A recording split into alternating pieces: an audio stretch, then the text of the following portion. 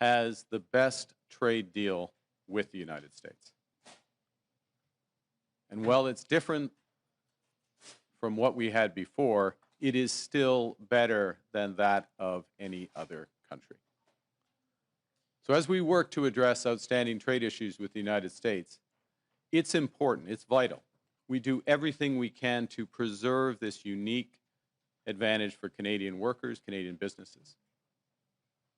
And doing so will require both building on a soon-to-be revised CUSMA, our free trade agreement with the U.S. and Mexico, as well as developing a new form of trade and security partnership with the United States. In this context, and consistent with Canada's commitment to CUSMA, I'm announcing today that the Canadian government will now match the United States by removing all of Canada's tariffs on U.S. goods specifically covered under CUSMA. Soyons clairs, le Canada a en ce moment le meilleur accord commercial avec les États-Unis.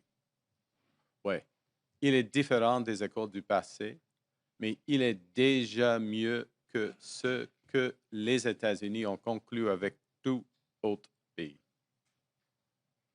Nous nous affirmons à régler les enjeux commerciaux en suspens avec les États-Unis et pendant ce temps, il est important de faire tout ce que nous pouvons pour préserver l'unique avantage que nous avons pour les travailleurs canadiens et leurs familles.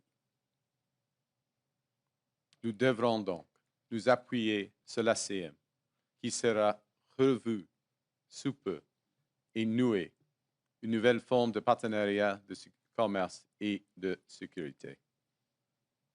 Dans ce contexte, et conformément à l'engagement du Canada à respecter l'ACM, j'annonce aujourd'hui que le gouvernement du Canada prendra des mesures équilibrantes à celles des États-Unis et éliminera tous les droits de douane canadiens sur les marchandises américaines qui sont visées par l'ACM.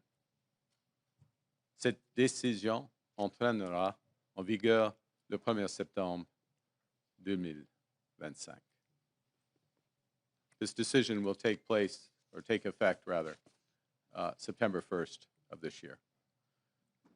So in short, the situation we're in now is that Canada and the United States have reestablished free trade for the vast majority of our goods. Canada will retain our tariffs on steel, aluminum, and autos as we work intensively with the United States to resolve the issues there. Indeed, our focus is squarely on these strategic sectors and the future. The Canadian government will begin our preparations for the CUSMA review process that is due next year by launching new consultations starting next month to assess Canadian priorities in the new global trade environment. And in addition, following my conversation with the President of the United States yesterday, Canada and the United States will intensify our discussions to address current trade challenges in those strategic sectors and to seize major immediate opportunities for us both in trade, investment, and security. There are many such opportunities. Les États-Unis constituent l'économie la plus importante et la plus dynamique au monde. Et le Canada est l'un de ses plus importants partenaires commerciaux.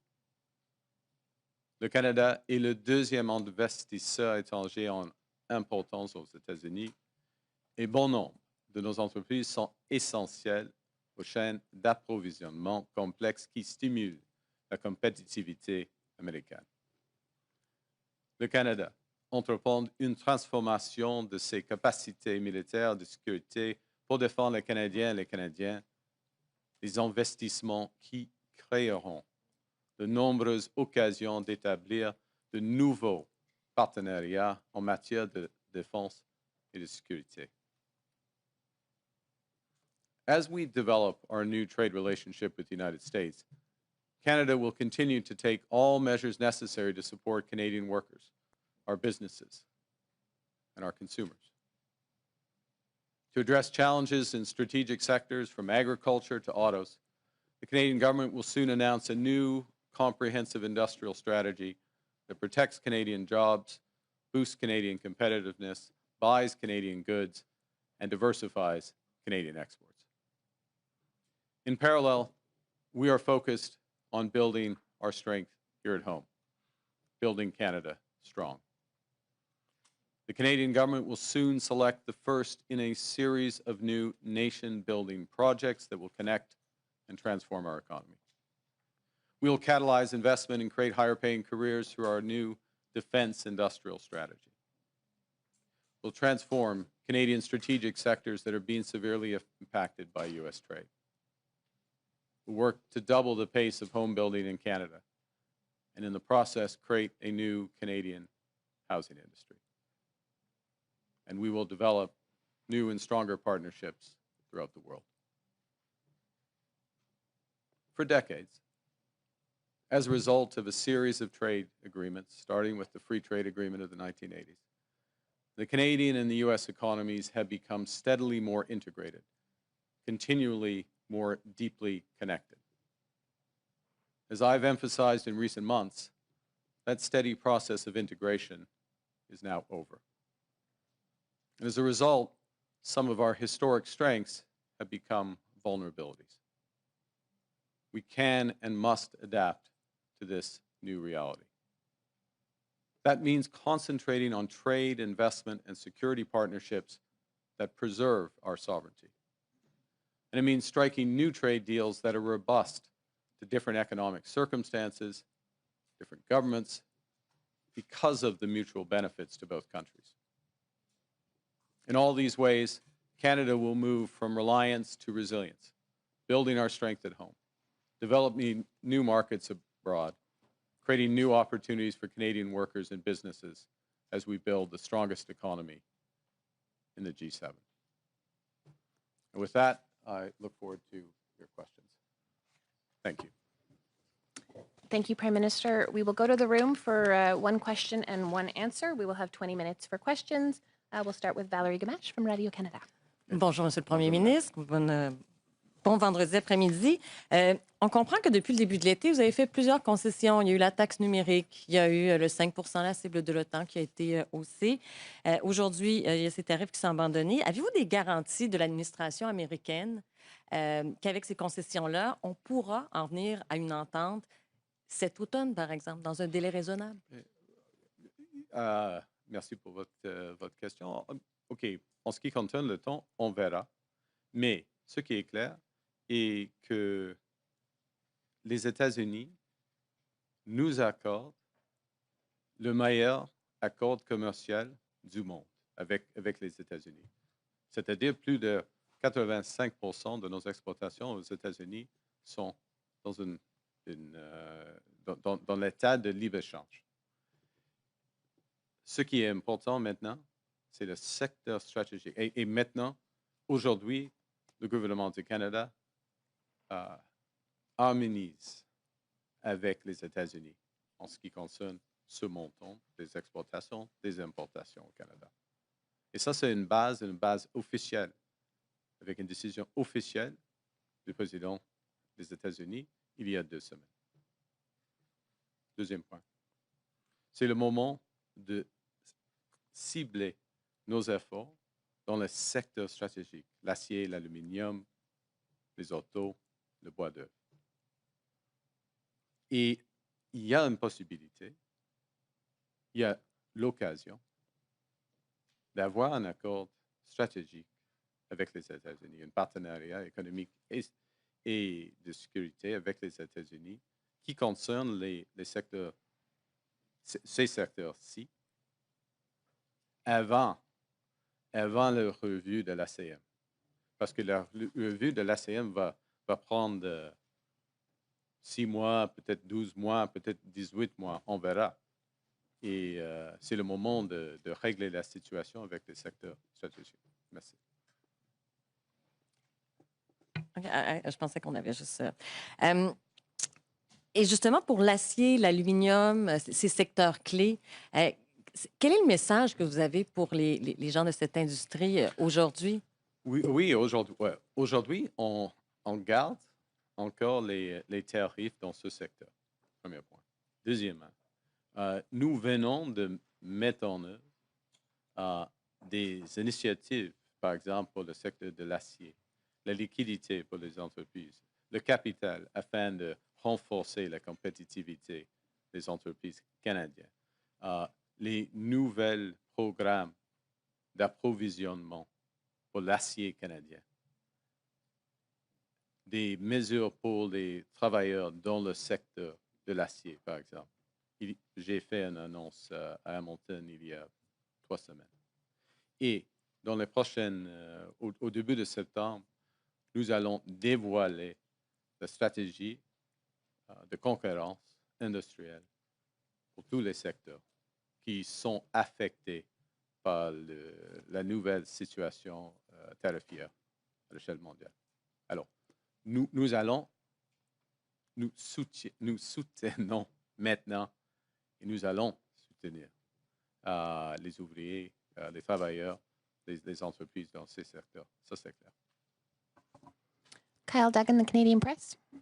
Mr. Carney, thank you for taking our questions. Your critics are going to say that this is an elbows down approach, that you're backing down to Trump. What are you gaining by dropping these tariffs? So the first thing to say is, let's be clear. We have the best deal of anyone in the world right now. We have the lowest tariff rate on average, a little over 5.5% versus that 16% average for the world, and in many cases much higher. We have that confirmed in an executive order of the president a few weeks ago. It's important that we preserve that. It's important that we preserve that while we focus on two things: the strategic sectors, steel, aluminum, autos, lumber, and we focus on the upcoming review and likely changes to CUSMA. So we are matching something the Americans have done here first. Okay? And it's very significant. It's unique. We get the benefit. The second thing is, and I'll take your analogy. And I have played some hockey over the years. And there is a time in a game, in a big game, and this is a big game, when you go hard in the corners, your elbows up. The time in a game where you drop the gloves in the first period and you send a message. And we've done that pretty uniquely in the world. We happen to have the best deal with the Americans right now, I'd note. But there's also a time in a game where you want the puck, you want a stick handle, you want to pass, you want to put the puck in the net. And we're moving later into the game, and we're at that time of the game. And that's where the engagement is. Thank you. And the German government says that you're going to Berlin next week. Can you tell us why you're going to Europe and what you're hoping to accomplish there? I'm very much looking forward to meeting with the Chancellor, members of his cabinet, a number of German businesses next week, next Tuesday. And it's picking up on discussions that we have had since we first met in Rome and in April, subsequently at the G7 and along the way, about how we can deepen our economic and security partnership with Germany, how we can turn the opportunities that exist already under CETA, our free trade agreement with Europe, but also across broader areas, and how we work and develop those. So I have a broader delegation with the Minister of Natural Resources, for example, will be there. The Minister of Defense will be there. The Minister of Industry will come as well, because there's a broad range of areas from critical minerals to energy and defense and security where we are intensifying our discussions with Germany. Many opportunities. As I say, it started in the spring, moves with this meeting, and we have a good partnership. Canada has a good partnership with Germany. It's been built up over the years, but it can be much, much better. And I'm confident that with this Chancellor and the focus of our government, that it will be. Thank you. Mackenzie Gray, Global. Good morning, or good afternoon now, Prime Minister. You've dumped the digital services tax. You haven't responded to additional increases in tariffs from the Americans, and now you're removing counter tariffs here with no changes from the U.S. side in terms of how things are going. Why do you think appeasing Donald Trump in this trade war will work for Canada? Well, the first thing is we're matching what the United States has done, what the president has done. We have the best deal of any country with the United States right now. 85% of our trade is tariff-free. We are taking this step, which doesn't include the strategic sectors, but matches what they have done. It's in the spirit of CUSMA, our free trade agreement with the U.S. and Mexico, and it gives a good foundation to build on that. That's the first point. The second is that the President and I had a long conversation yesterday, and we see the opportunity to build on where our relationship already is. There's a host of areas for investment in both our economies, a host of areas on the security side that we can build on, and we intend to advance those discussions as rapidly as possible. So the foundation is very strong. The opportunity is great, and we want to focus on those opportunities both. And I want to emphasize this. I know it's a little complex, but there is a review of CUSMA coming, that free trade agreement. It's due to happen in the spring. Preparation should start now. We're starting our preparations. We're updating our preparations. I'm sure the other parties will soon as well. But we're not going to wait. We don't want to wait for that process for those strategic sectors. It goes back to the earlier question about Madame's question about the workers and the businesses in steel and the most affected sectors. We're very focused on those right now, taking a number of measures to support them directly in Canada, including Buy Canada, diversification, other aspects. But of course, part of this is getting to a better balance with the United States, and that's the immediate discussions we're having.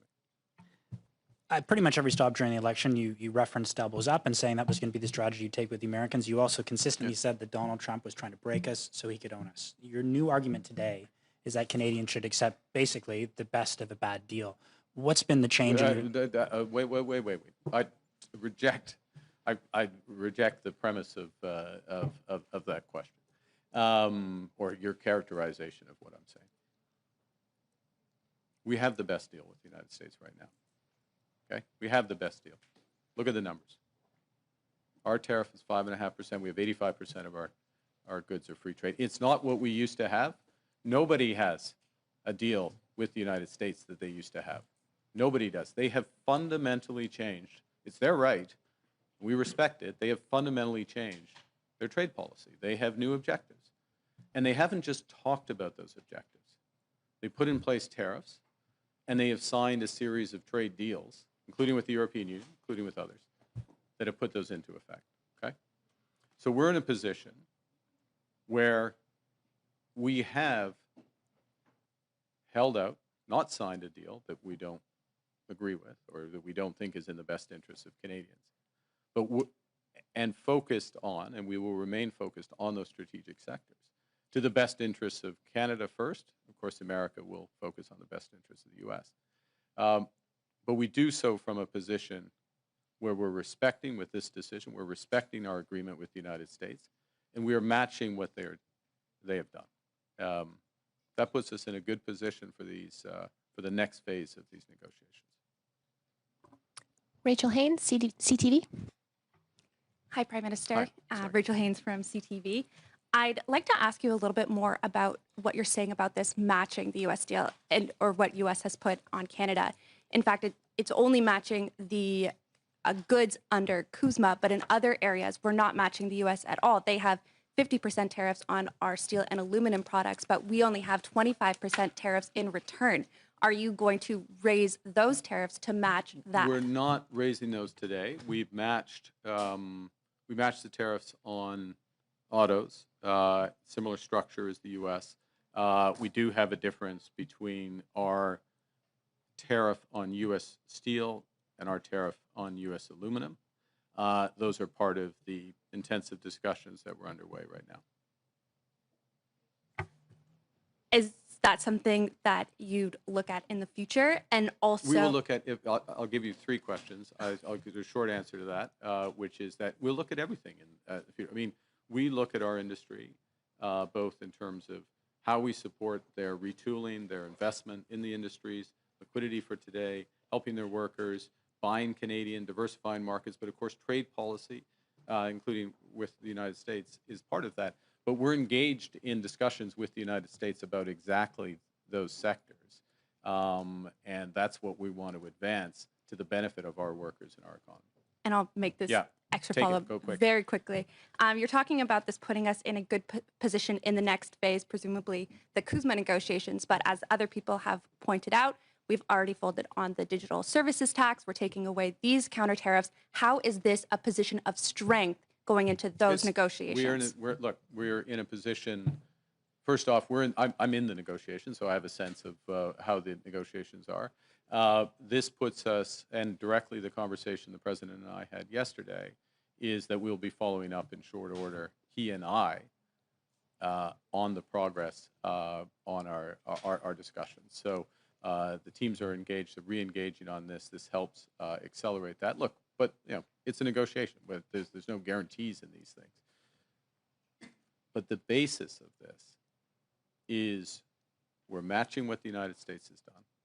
Okay, we're matching what the United States has done. We're putting ourselves in a position which is consistent with CUSMA, right? And that both clears away an issue with the U.S. The longer it goes on where we're not matching what the U.S. has done. And the U.S., the carve-out, what they call the USMCA carve-out, but it effectively is this free trade for 85%. They just made that official. 2 weeks ago, they just made that official with the executive order. So we're responding to that. It's obviously, in our judgment, the right thing to do so we can focus in on those strategic sectors exclusively and also be consistent with CUSMA, where there is going to be, CUSMA in a very different trade environment is going to look different. And what we need to do is to make sure we're focusing in areas that where the mutual benefits are very clear. So in other words, the arrangements in strategic sectors are mutually reinforcing. They're mutual benefits. So the agreement supports it, but the economics drives it. And that's the way we move forward. Thank you. So we have time for two more questions. One will be English, one will be French. We'll start with Olivia Stefanovich from CBC. Do you have any assurances from the Americans that this will kickstart negotiations? Did President Trump specifically say that in his conversation with you? Yes. And what do you say to premiers who have called for stronger retaliatory measures against the U.S.? Yeah, look, let me say something general, and then I'll be more specific, which is that I want to salute the premiers, and particularly those, some provinces are affected more than others because of the sectoral nature of these tariffs, and I want to salute those premiers for the collaborative way we've been able to work together and the focus on the workers and the businesses themselves. And there's a combination of support for the workers and businesses, such as we provided in the steel sector, liquidity, capital, by Canadian at the federal level, at the provincial level across, and working in collaboration, for example, in steel with the province of Ontario. In the end, what we all want is to make sure for those strategic sectors that they get fair access to the U.S. market. And what we're doing, again, is matching what the U.S. is doing. That's fair. It's fair to match what they've done. And it puts us in a better position to focus in on exactly those sectors, work forward. So sometimes, to go back to the earlier question, you drop the gloves in the first period. When you're late in the game, dropping the gloves and taking the extra penalty might not be the best thing to do. And that's the situation we're in now. And our last question will come from Olivier Ferron Boisé from TVA. Bonjour, Monsieur le Premier ministre. Bonjour. Vous dites qu'on a la meilleure entente du monde avec les États-Unis. Le Mexique a aussi l'ACUM. Eux ont eu un sursis de 90 jours pour les tarifs du 1er août. En quoi notre situation est meilleure que celle du Mexique? C'est une question du montant, premièrement. Et c'est le calcul du gouvernement du Mexique que le Mexique est dans le deuxième meilleur accord du monde. Oui, ils ont fait le calcul. Nous sommes d'accord avec cela. C'est la raison et quel est le montant des exportations qui accorde avec l'ASEAN. C'est plus grand ici au Canada, c'est plus de 97% maintenant au Canada. En effet, c'est toutes nos exportations sont d'accord, sont d'accord avec l'ASEAN, sauf dans le secteur stratégique. Premier point. Deuxième point, oui, comme je viens de dire à Madame, nous recommençons les négociations. On va intensifier les négociations. Ça, c'est la conversation que j'ai eue avec le président hier. Hier, selon le compte-rendu avec le président de la situation en Ukraine, est-ce que vous avez discuté d'un rôle éventuel pour le Canada dans les garanties de sécurité qui ont été discutées lundi à Washington en votre absence? Puis si oui, quel pourrait être le rôle du Canada? OK, c'est une bonne question. C'est une question très délicate et c'est une question fluide. Premier point. Deuxièmement, j'ai eu des conversations avec la coalition de la volonté, c'est-à-dire le Royaume-Uni, la France, l'Allemagne, l'Italie, le Canada et plusieurs d'autres, l'Australie et Nouvelle-Zélande, le Japon et puis des pays européens.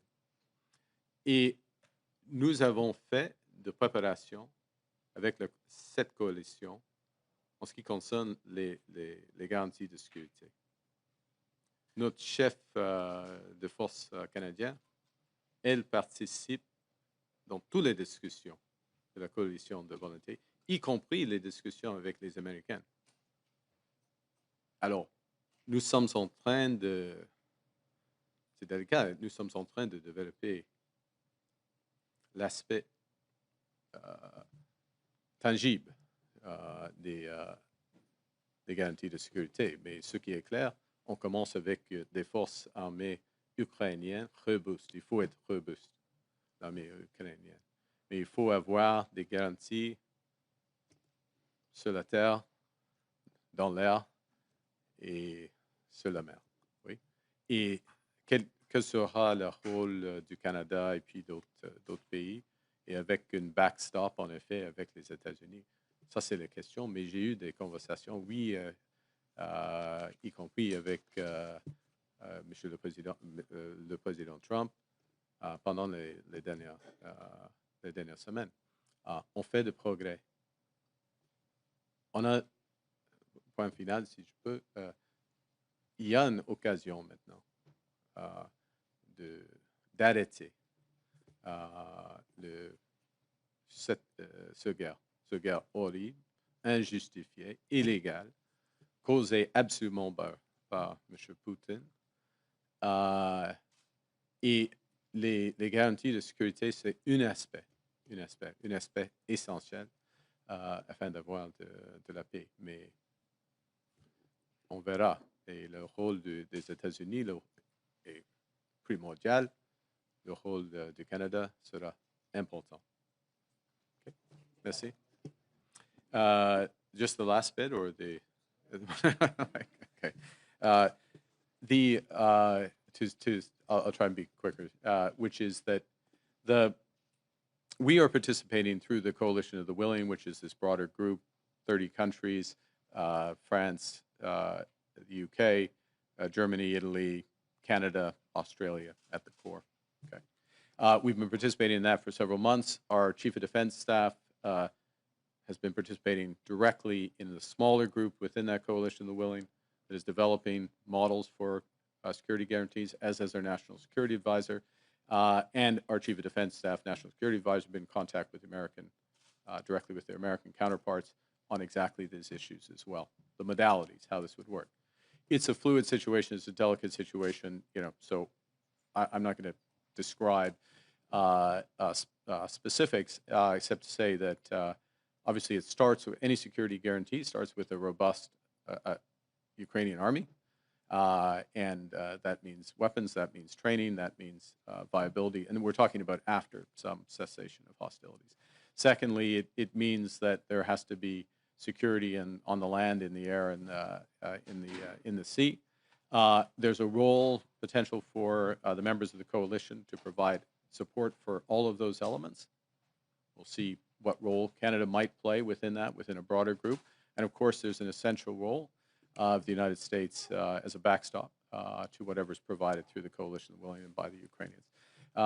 As well, I finished by saying that the actions of the United States are fundamental, they're essential. The actions of the President have created an opportunity for peace and the end of hostilities in this senseless war, this unjustified war, this war entirely caused by Putin's aggression. And security guarantees are one element of that. U.S. Shockingly, I repeated myself. The U.S. being essential there, but Canada having an important role. Canada has the potential to have an important role, so we're very engaged in these sets of issues. And I think the final component was the President and I have exchanged views in and around this. We'll continue to do so. Okay. Thank you. That concludes today's press conference. Thank you very much. Merci beaucoup.